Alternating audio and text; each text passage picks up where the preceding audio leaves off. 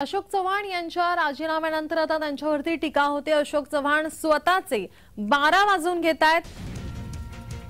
चव्हाणांच्या भाजपा प्रवेशावर संजय राऊत यांनी टीका केली आहे।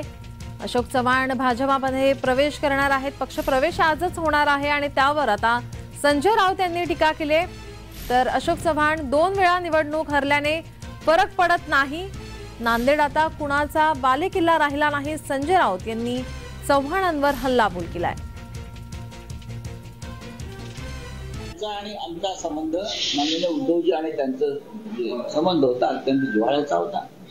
ते अत्यंत हुशार राजकारणी चांगले प्रशासक होते, हे नक्कीच मान्य केलं पाहिजे। त्यांना महाराष्ट्राच्या राजकारणाचा प्रदीर्घ अनुभव होता। काँग्रेस पक्षाच्या संघटनात्मक बाबींवर त्यांचा अभ्यास आणि त्यांची पकड होती, मान्य केलं पाहिजे। पण त्यांनी हा घेतलेला निर्णय आहे हा काँग्रेससाठी धोक्याचा नसून त्यांच्या स्वतःच्या राजकीय भविष्यासाठी धोक्याचा।